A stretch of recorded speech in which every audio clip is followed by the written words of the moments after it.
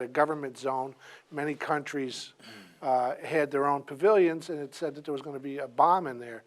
The police assigned some detectives outside, and sure enough, a bomb was discovered inside the pavilion upstairs in a fan room on the 4th of July. Back then, there was no way to carry out a bomb with protection. One of the detectives actually takes this, they call it a satchel, it's more like a suitcase, and it's ticking, and he carries it out by hand to the edge of the fairgrounds. And he puts it down under a tree. Couldn't go no further, there was a fence. And they call in the bomb squad, and 2 detectives respond, Lynch and Socha, Freddie Socha, Joseph Lynch. And back then, the bomb squad was actually called the Forgery and Bomb Squad. Most of their work was forged letters threatening bombs, not actually defusing bombs.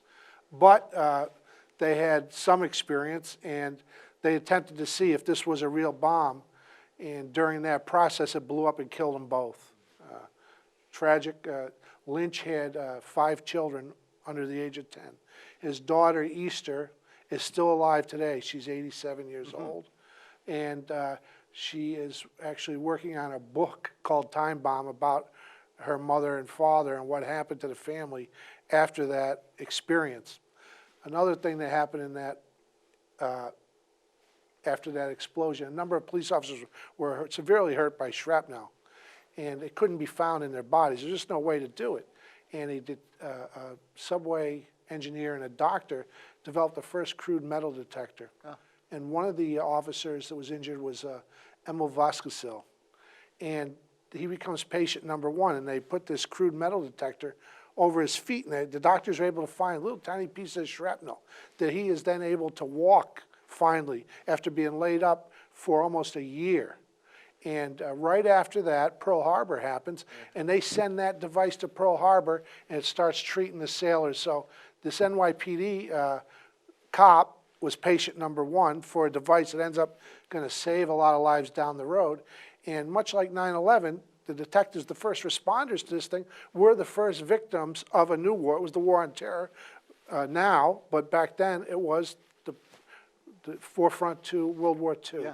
And it's a fascinating story. It is amazing. And the widow, Lynch, she got $50 a month in a pension to change the sheets, the bed sheets of the captain in the 50th precinct.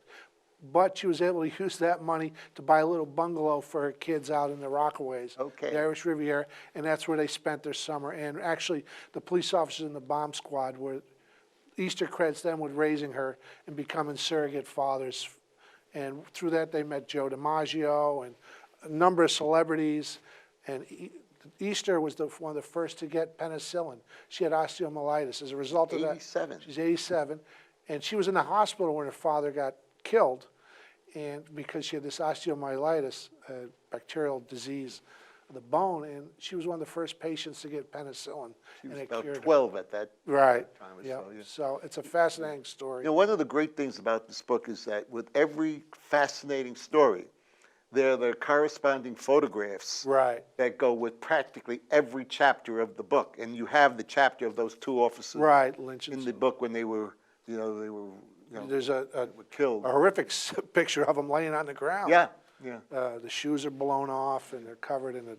You can see all the action, the commotion of them trying to figure out what we're going to do. Bob, can you continue with one of your well, 1964, these 3 very athletically inclined men decided to rob the Museum of Natural History by literally climbing about a 25-foot wall and then lowering themselves into the jewelry room and stealing, at the time, the most expensive jewel in history, the Star of India.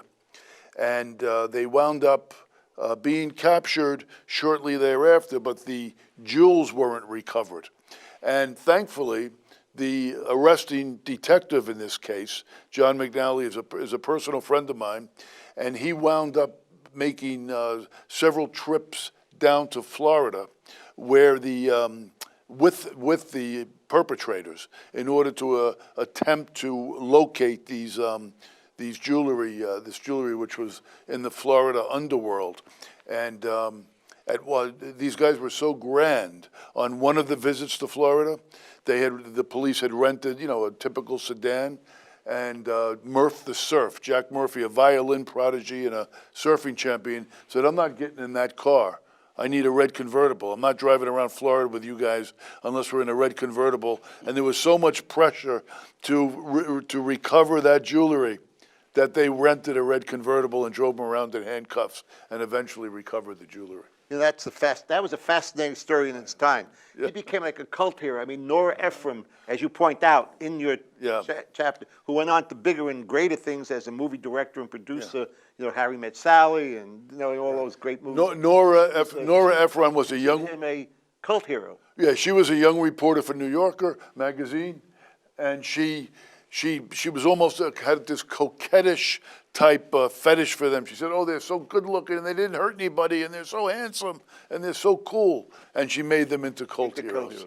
Well, gentlemen, I'm telling you, this half hour has flown, just as the last one, and we're just about out of time. So let me, again, thank you for a fascinating half hour.